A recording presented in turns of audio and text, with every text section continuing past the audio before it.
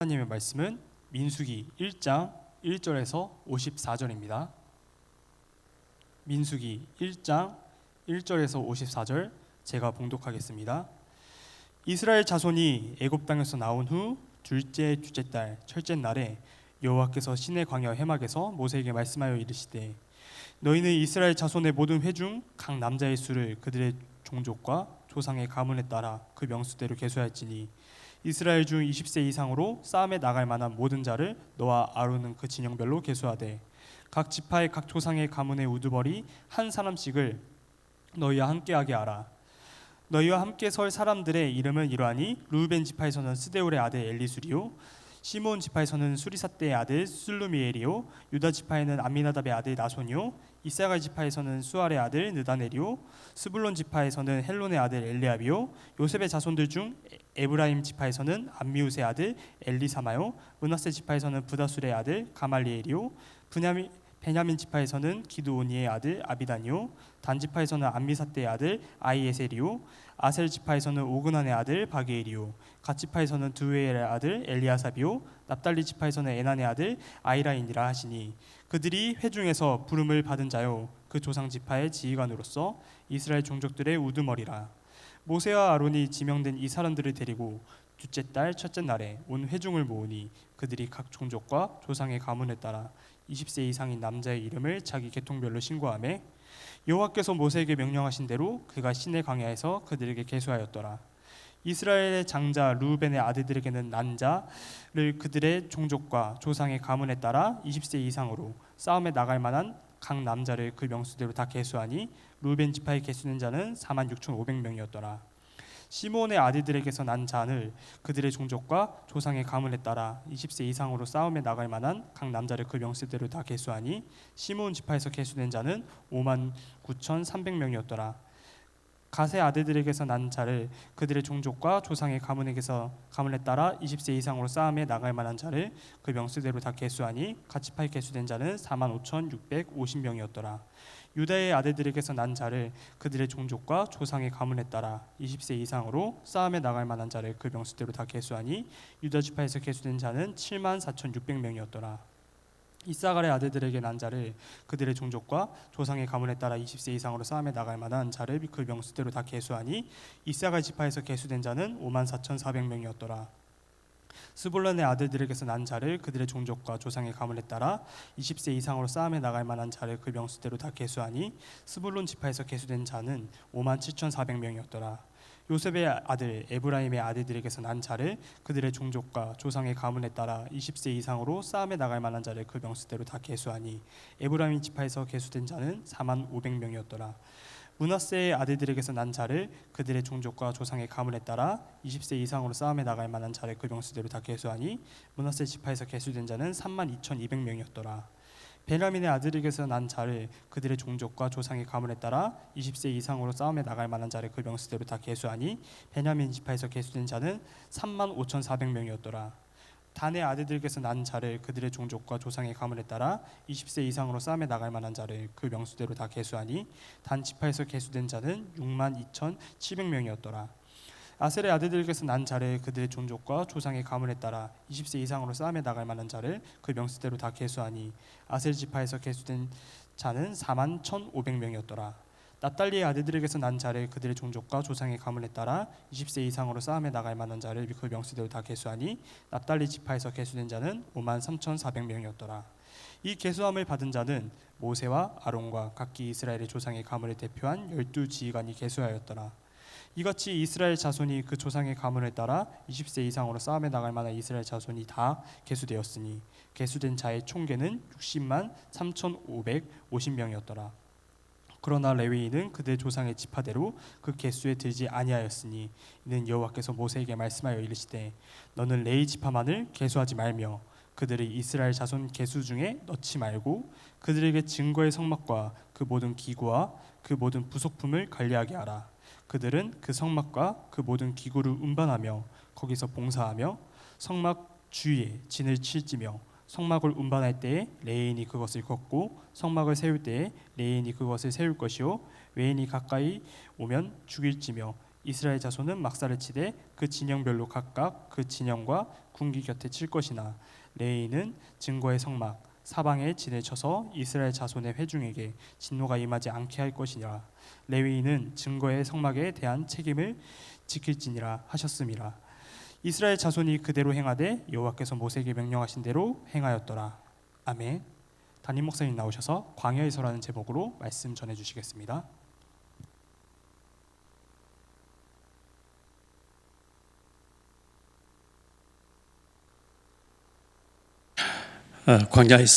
광야에서라는 제목으로 이 시간 말씀을 좀 전하려고 합니다. 레위기서를 보았고 이제 민수기를 좀 보려고 하는데요. 첫째, 광야에서 그러면 민수기라고 돼 있는데 우리 성경에는요. 민수기는 모세가 기록한 율법서 모세오경 중에 네 번째 책이 이제 민수기입니다. 이스라엘 백성들이 출애굽해서 가나안 땅에 들어가기 전에 광야에서 40년 세월을 보내게 되는데 민수기 1장과 2장에 또 민수기 26장에 보면 인구를 조사하라 이런 얘기 나옵니다. 사람 수를 조사하라 이렇게 나와요. 그래서 민수기라고 되어 있는데 우리 성경에는 히브리 원전에는 민수기라고 되어 있지 않고 광야에서 이렇게 되어 있습니다. 광야에서. 근데 왜 이게 민수기로 우리 성경에 되어 있냐니까 70인역이라고 있습니다.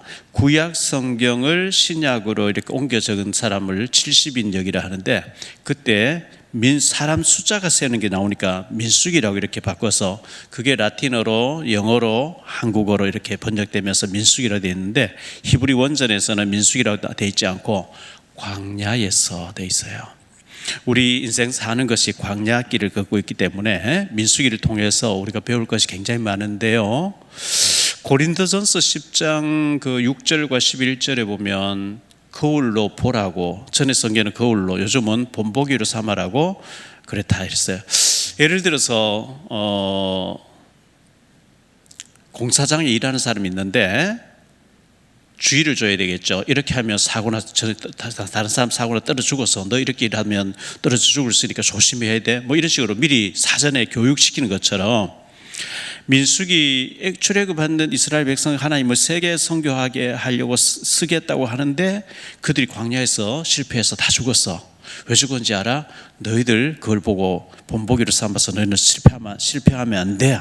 이게 이제 민수기의 주된 내용이기 때문에 이 광야에서 우리가 광야길을 걸으면서 인생의 광야길을 걸으면서 민수기가 보여주는 얘기가 굉장히 우리에게 인생에 도움되는 말씀들이 많이 있다고 생각합니다. 그러면 광야는 어떤 곳일까요? 우리가 신명기서 8장을 원래 우리가 표로 정했는데 신명기 8장 15절로 16절에 보면 이렇게 말씀하고 있죠. 너를 인도하여 그 광대하고 위험한 광야. 이 광야는 위험한 광야라는 거예요. 곧 불뱀과 정갈이 있고 물이 없고 간조한 땅을 지나게 하셨다. 불뱀이 있는 곳, 정갈이 있는 곳, 모래사장인데 불뱀이 있다는 거예요. 실제로 그 민수기 21장 1절로 9절을 보면 불뱀에 물린, 원망하다가 불뱀에 물려 죽은 그런 얘기들이 성경에 기록되어 있거든요. 그래서 모세가 장대 위에 구리뱀 달지 하잖아요. 굉장히 그 불뱀이 있는 광야길이기 때문에 굉장히 긴장하고 하나님의 절대적인 보호가 필요한데 우리 인생길도 그렇습니다. 하나님의 절대적인 보호가 있고요. 요즘처럼 사기꾼이 많고 보이스피싱이니 뭐 온갖 해괴망청한 일들이 많이 있어서 하나님을 지켜주지 않고 하나님 은혜가 아니면 정말 살기가 힘든 광야길, 인생의 광야길인데 그래서 우리가 하나님 은혜가 필요한 것이고요. 그런데 하나님께서는 만나를 내려주시고 우리를 시험하고 연단해서 마침내 네게 복을 주기를 원하신다 이렇게 말씀하고 있기 때문에 이 광야길을 믿음으로 잘 걸어가셔서 우리의 신앙을 잘 하나님께 보여주셔서 마침내 복을 받아서 우리 자녀들을 세계 선교하는 세계복음할 수 있는 주역으로 키워내고 이렇게 해야 되겠습니다. 출애굽기 19장 6절에 보면 이렇게 말씀하고 있죠. 너희가 내게 대하여 제사장 나라가 되며 거룩한 백성이 되리라. 너는 이 말을 이스라엘 자손에게 전할지리라. 하나님이 세계 선교하는, 세계를 복음하는 제사장 나라로 우리를 쓰시려고 우리를 불러냈다는 겁니다. 우리를 연단하신다는 겁니다. 그래서 우리 지금 수준에 아이고 내가 밥 먹는 것도 이렇게 어려운데 무슨 세계 선교를 하냐 이렇게 생각하면 안 되고요. 나태주 시인이 고백한 것처럼 마당을 쓸었는데 지구 한 모퉁이를 깨끗해졌다고 하는 것처럼, 꽃 한 송이 심었는데 지구 한 모퉁이 아름다워졌다는 것처럼, 우리는 우리 작은 일을 하지만 세계 선교와 관련되어 있기 때문에 우리 자녀들을 세계 복음화 할 수 있는 자녀가 되게 다 기도하면서 세계 복음화를 놓고 우리가 늘 기도해야 되겠습니다.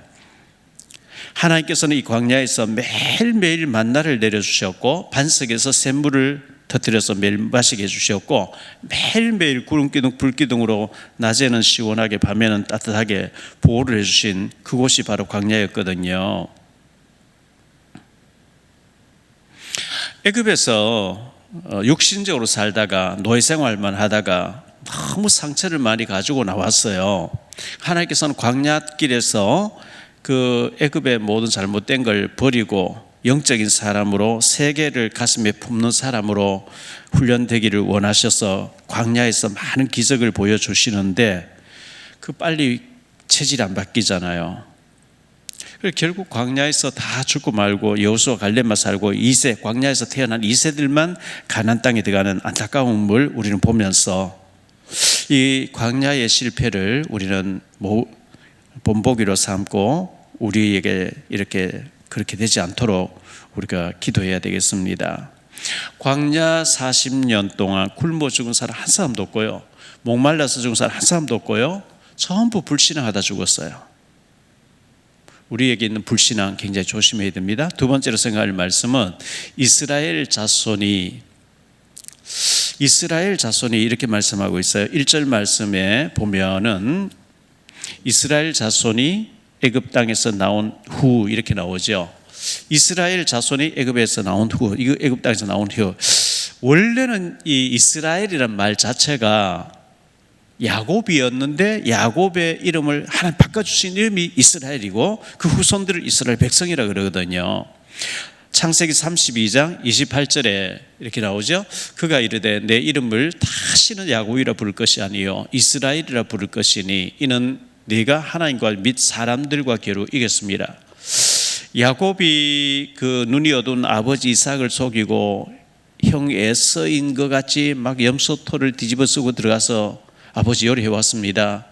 드시고 축복이 되주세요. 너 진짜 에서 맞냐? 예 맞습니다. 만져보자. 만져봤어요. 털이 있어요. 이래가지고 속이고 아버지 축복을 받았어요. 그 형 에서가 굉장히 칼잡이고 막 성격이 불같은 사람인데 속았다는 거, 야곱이 내 축복을 가로챘다는 알고 동생을 죽이려고 하니까 야곱이 도망가잖아요. 저 바단 아람의 외삼촌 찌거로 집으로 도망갔는데 20년 만에 돌아오는데 사람을 이렇게 보내봤더니만은 형 에서가 20년 동안 그 원한을 가지고 있었고 칼잡이 400명 데리고 동생을 맞으러 온다는 얘기를 듣고 야곱이 너무 급해졌어요. 그래서 처와 첩들과 자녀들 다 저 앞서 보내놓고 혼자서 야복 강가에 남아가지고 혼자 강을 건너지 않고 하나님 앞에 막 울부짖으면서 사생결단하고 하나님 앞에 매달리면서 하나님 평안히 돌아가라고, 고향으로 돌아가라 하지 않았습니까? 근데 지금 현재 형이 이렇게 400명 데리고 온다는데 어떻게 하시렵니까? 막 이제 야곱이 울면서 하나님 앞에 매달렸는데 한참 기도하는데 밤에 한참 밤중 됐을 때 누가 나타났어요. 야곱이 그 사람 붙잡고 찰박하게 놔주지 않고 울면서 매달리는 거죠. 아침 이제 날이 밝아져 가니까 나로 가게 하라 그러죠. 당신이 내게 축복기도 해주시면 아니면 내가 절대로 보내드리지 않겠습니다. 그러니까 네 이름 뭐냐? 야곱입니다. 네 이름을 다시는 야곱이라 부르지 말고 네 이름을 이스라엘이라 하라. 이스라엘이란 이름의 뜻이 네가 하나님과 사람과 겨루어 이겼음이니라. 이게 하나님과 겨루어 이겼다는 이름이 이스라엘인데 어떻게 사람이 하나님 이깁니까?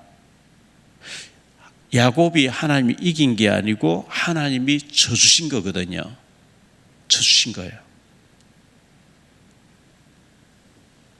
호세아서 12장 3절로 6절에 이렇게 말씀합니다.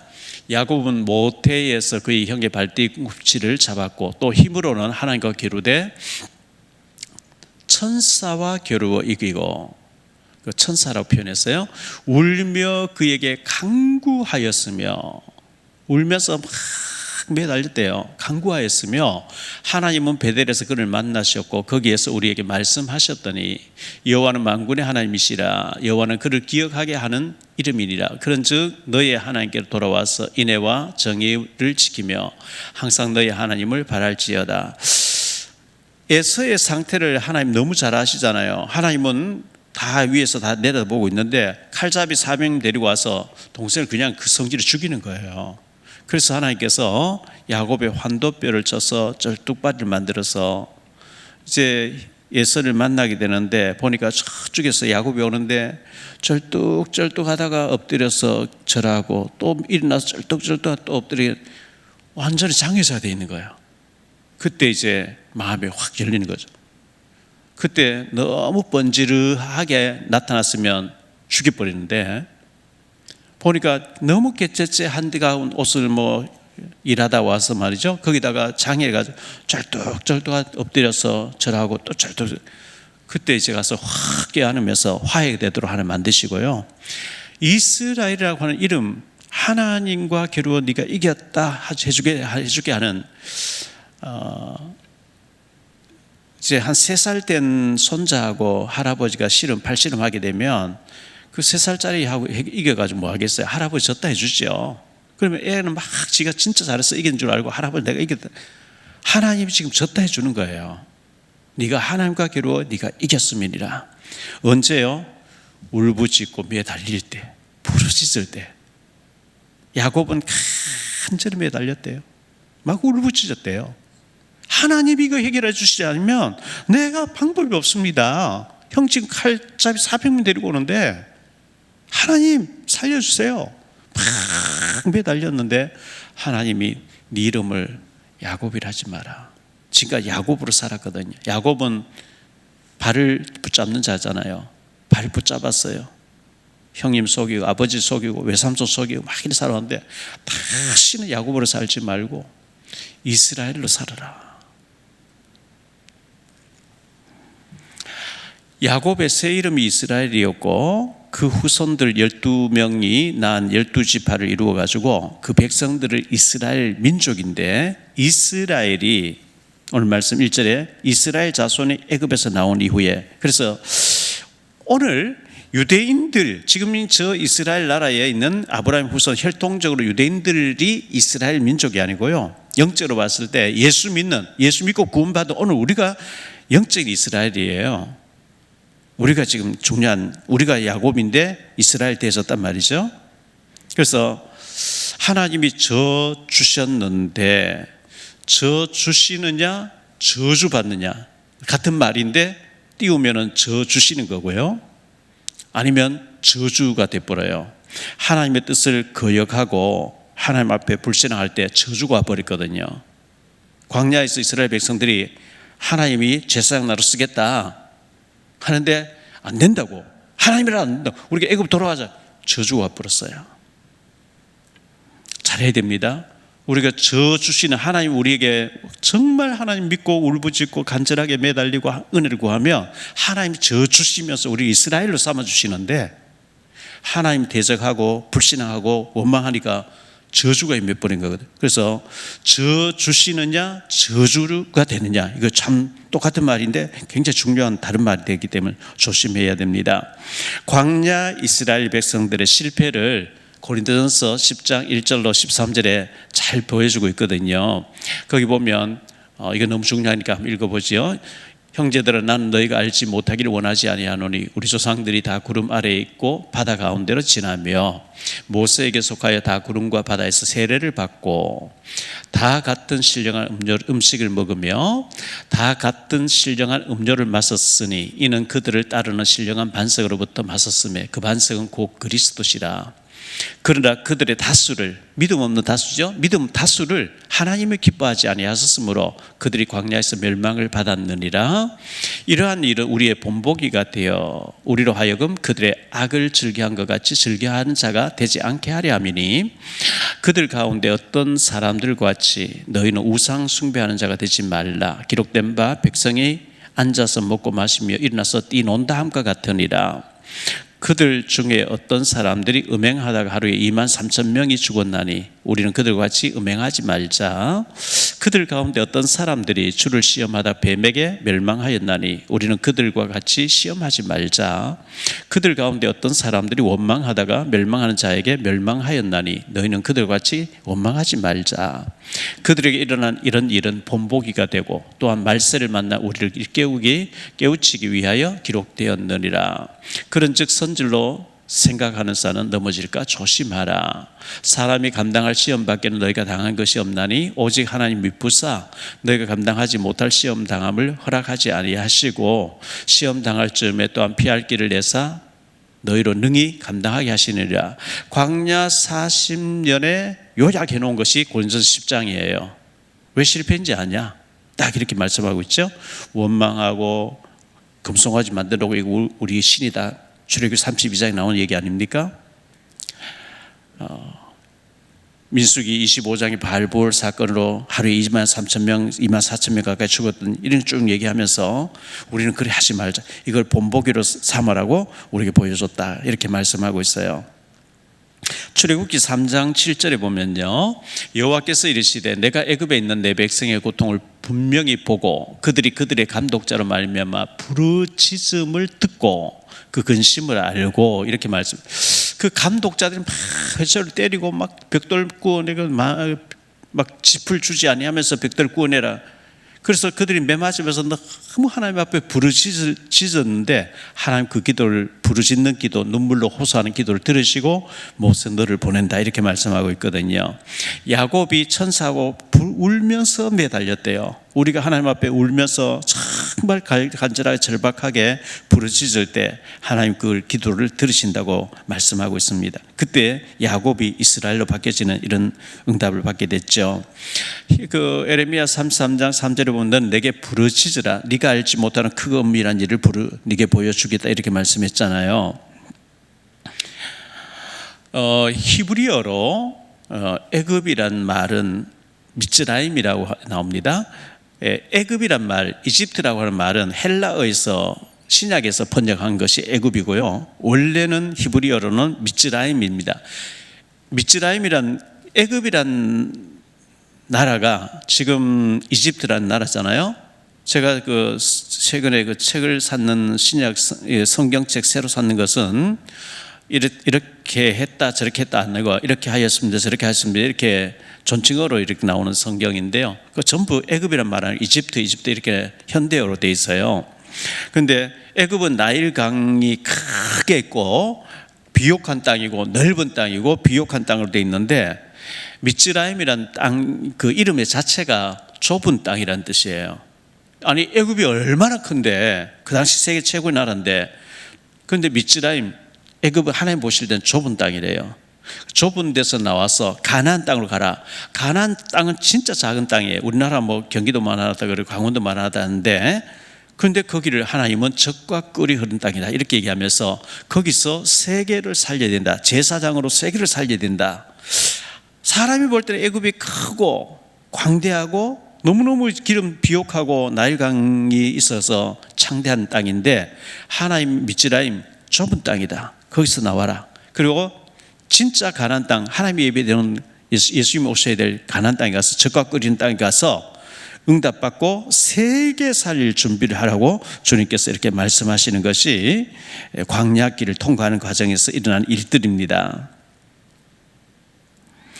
하나님을 이긴 이스라엘, 오늘 우리가 영적 이스라엘이라는 것을 기억해야 되겠습니다. 세 번째로 생각할 말씀은 신의 광야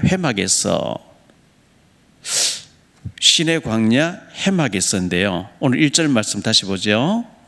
이스라엘 자손 애굽 땅에 나온 후 둘째 해 둘째 달 첫 째 날에 여호와께서 시내 광야 회막에서 모세에게 말씀하여 이르시되, 회막이라고 하기도 하고 성막이라 하는데요, 하나님께서 회막을 지어가지고 그곳에서 예배 훈련을 시키는 모습이거든요.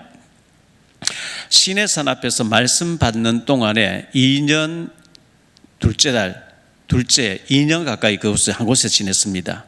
그러다가 하나님께서 저 가데스 바네아라는 곳에 가서 38년 동안 가만히 있게 해요. 38년 동안. 근데 그 출애굽기 19장에 모세가 시내산에 올라가서 십계명 받고 40일 동안 말씀 받잖아요.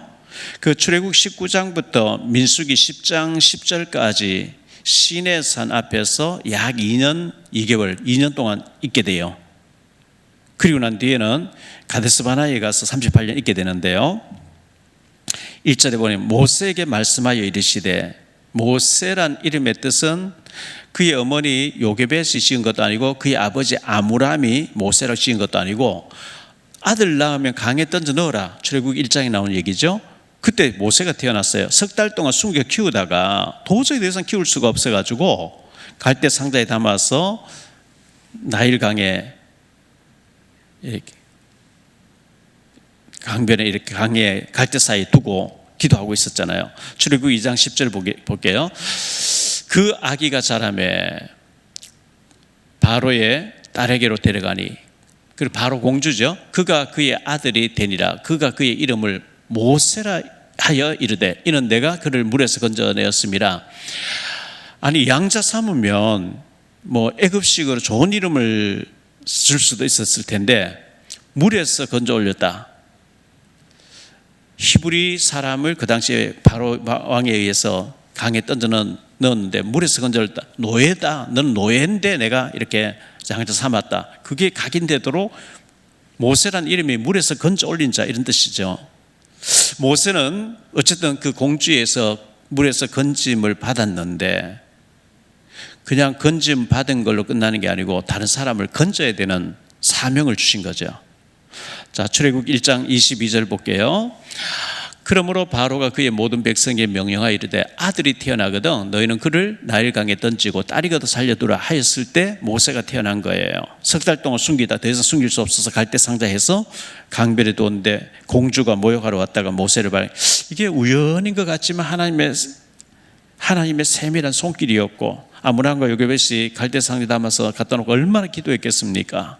그런데 공주가 모욕하러 나와서 모세를, 그때 미리암이 가서 이 아이를 위해서 유모를 내가 데려다가 젖을 먹이게 하리까요? 그렇게 해라. 이래가지고 요게벳이 젖될 때까지 막 신앙교육 시키면서 키웠잖아요. 물에서 죽을 수밖에 없는 환경에서 건져 올림을 받았던 모세. 우리들도 세상에서 운명 사주팔자 사탄의 사슬에서 건짐받은 저와 여러분이기 때문에 우리는 다른 사람, 지금도 그 허우적거리고 복음 몰라서 운명 사주팔자 가운데 허우적거린 사람을 우리는 건져야 될 그런 사명을 가진 자입니다. 복음의 빚진 자로서. 찬송가 500장에 보면 물 위에 생명줄 던지어라 누가 저 형제를 구원하랴 우리의 가까운 형제이니 이 생명줄 그 누가 던지려나 생명줄 던져 생명줄 던져 물속에 빠져간다 생명줄 던져 생명줄 던져 지금 곧 건지어라. 오늘 아침에 가자동에 있는 그 지성교회에서 인천 서구 목사님들 초청 기도회 1시간 동안 막 통성기도하는 기도회를 했어요. 하고 난 뒤에 그쪽에 어디 안내를 받아서 감자탕 집에 식사를 갔거든요. 갔는데 이제 목사님들 뭐 20명, 30명 가까이 식사를 하고 다 이제 나가는데 제가 뒤늦게 좀 나오면서 그 사장님 같아요. 뭐 서빙하시는 분 사장님이세요? 하니 그렇다 그래요. 혹시 신앙생활 하시나요? 하니까 아니요. 저희 어머님은 절에 한 번씩 가시는 분이라서 교회는 안 다닙니다. 그래서 제가 잠깐 그 사람 붙잡고 얘기를 했어요.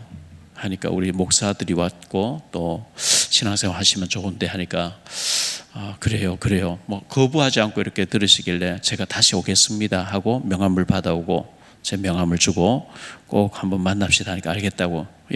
뭐 해야 될지 모르겠어요. 지난번도 이태희 목사님하고 식사했던 집에 집사람하고 같이 가서 밥 먹으면서 사장을 못 만나서 자료를 줘놓고 그러고 나니 못 갔는데, 오늘 이제 감자탕 집에 그 사장님을 꼭 다시 제가 가서 식사하면서 손님 없는 없는 시간대에 찾아가서 만나야 되겠다 이런 생각을 하거든요. 건져내야죠. 건지려고 해봐야 되겠죠. 되고 안 되고 하나님 손 달려있는데 준비기도 하고 와서 우리가 해봐야 돼. 왜냐하면 모세가 건짐을 받았고 또 건져야 될 사람 우리 주변에는 많이 널려있기 때문에 그렇습니다. 출애굽기 2장 11절로 12절에 보니까요, 모세가 장성한 후에 한 번은 자기 형제들에게 나가서 그들이 고되게 노동하는 것을 보더니 어떤 애굽 사람이 한 사람이 히브리 사람 곧 자기 형제를 치는 것을 본지라 좌우를 살펴 사람이 없음을 보고 그 애굽 사람을 쳐 죽여 모래 속에 감추니라. 여기 보세요. 좌우를 살펴 그랬어요. 모세가 좌우를 살필 때는 하나님을 서주지 않았어요. 40년 지나고 난 뒤에 가시떨기에 불이 붙었는데 왜 이게 꺼지지 않지 하고 가서 위를 바라볼 때 하나님 쓰시기 시작했거든요. 우리가 하나님 바라봐야 되는데 좌우 사람을 살피는 스님받기 어려워요. 모세가 좌우를 살필 때는 아직도 아니구나. 40년 동안 처갓집에 양을 치도록 내버려뒀어요. 우리가 사람을 의식하지 않으면 안 되죠. 의식해야죠. 그런데 하나님보다 사람을 더 의식하고 안 돼요. 좌우를 살피던 우리가 하나님을 바라보면서 하나님 앞에 집중해서 위를 바라볼 때 하나님이 은혜 주실 줄 믿습니다. 위를 바라봐야 돼요. 2절 말씀이에요. 너희는 이스라엘 자손의 모든 회중 각 남자의 수를 그들의 종족과 조상의 가문에 따라 그 명수대로 계수할지니 20세 이상으로 모든 남자들을 계수해라, 숫자를 세라 이렇게 말씀했어요.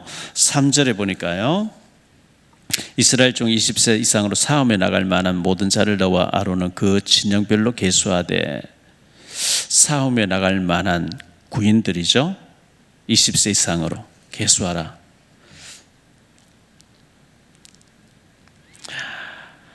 대한민국에서 군대에 가지 아니하면, 남자가 군대 가지 아니하면 많은 이제 제약을 받아요.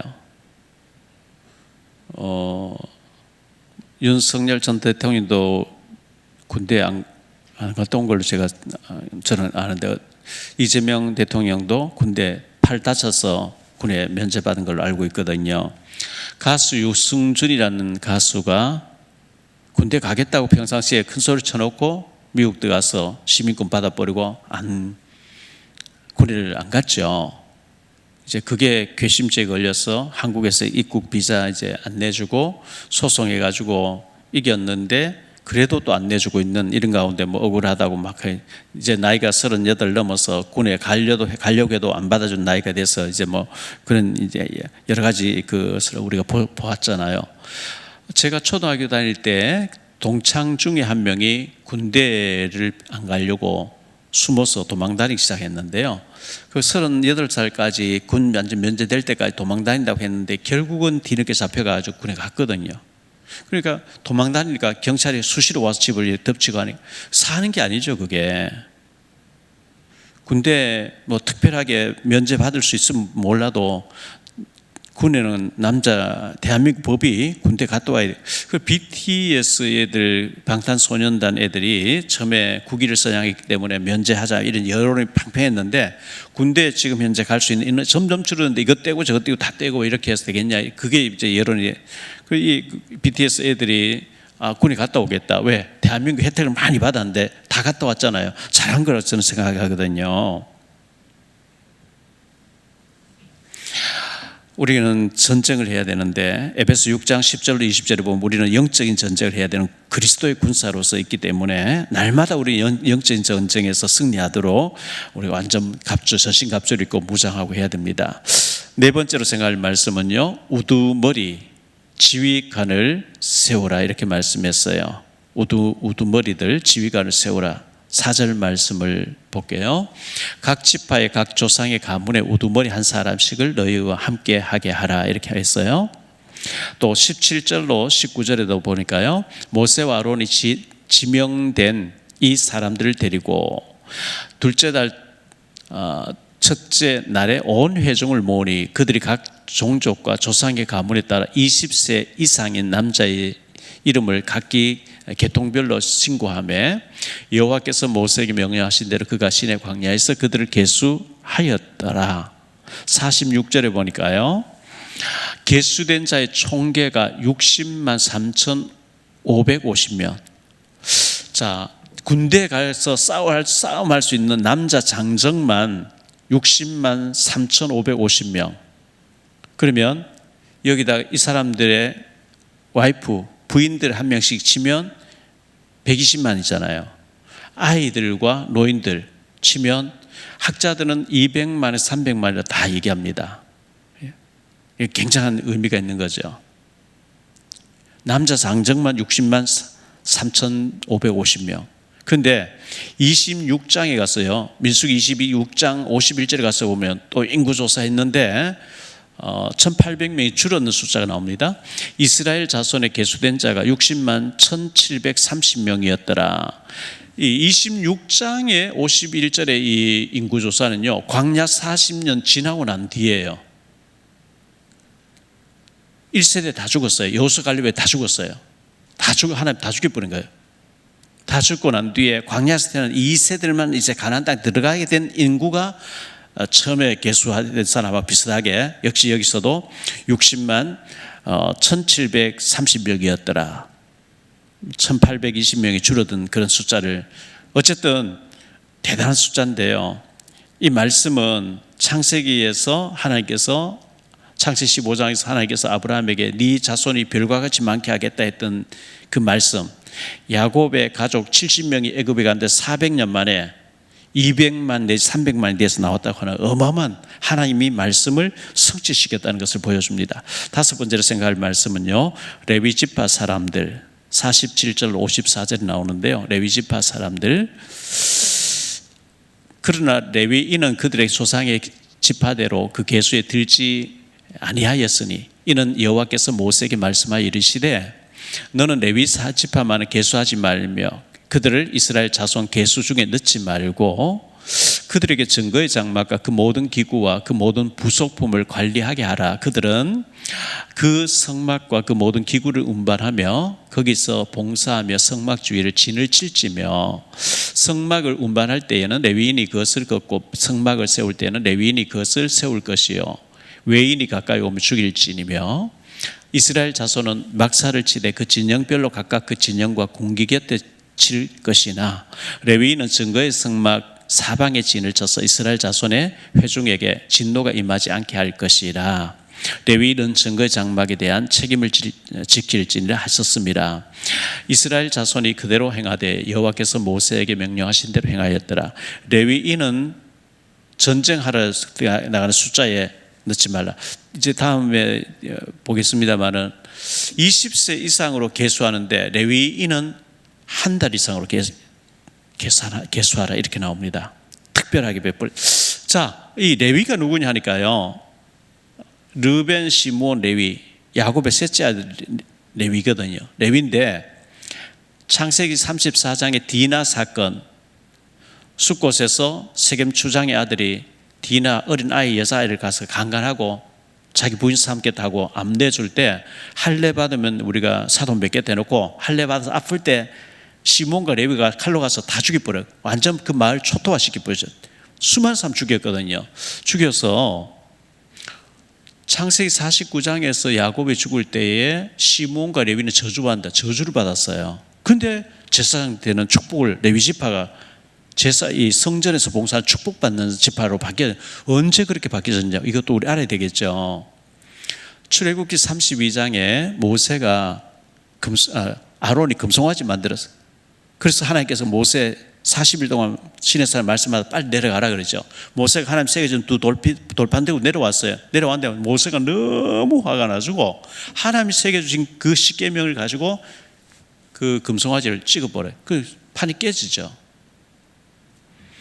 모세가 너무 화가 나서 누구든지 여호와 편에 설 사람 나와라 하니까 레위 지파 사람 화 나왔대요.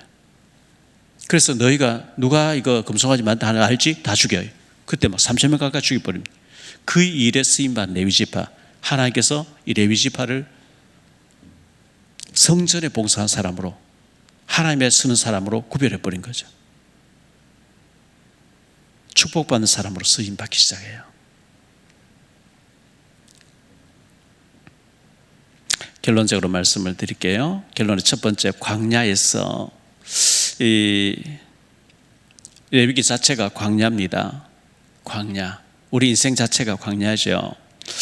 우리 모두가 광야길을 걷고 있는데요. 요셉이가 17살에 팔려가 30살 될 때까지 노예로 감옥에 누명 쓰고 종신형을 받고 착고를 차고 있을 때 그게 광야였어요. 요셉이는 그 채색 옷 입고 형들 앞에 막 잘난 척하고 자랑하고 막 잘못을 일러 바쳐가는 그게 이제 굉장히 잘못된 것이 그 광야를 지나면서 요셉이가 완전히 바뀌어서요. 내게 있는 잘못된 것이 치유받는 시간이 광야였어요. 모세도 자기 힘으로 좌우를 살펴서 자기 힘으로 애굽사람 죽이고 모래사장에 묻고 했는데 처갓집에 미디안 처갓집에 가서 양을 치고 40년 정도 광야 지내면서 위를 바라보는 사람 바뀌었었거든요. 그때 이제 하나님 앞 쓰임 받는 거죠. 다윗도 사울이 죽인 전체 다윗은 만만이라 그 얘기 듣고 사울이 미쳐가지고 귀신 들려가 다윗을 죽여 3,000명 군대를 가지고 계속 따라오는데 그 다윗이 도망 다니는 그게 광야길이었어요. 그렇다면 저와 여러분에게도 지금 광야가 있어요. 너무 힘든 과정을 겪고 있는 이 광야길이라고요. 그 광야에서 내가 빨리 고쳐야 될 게 뭘까?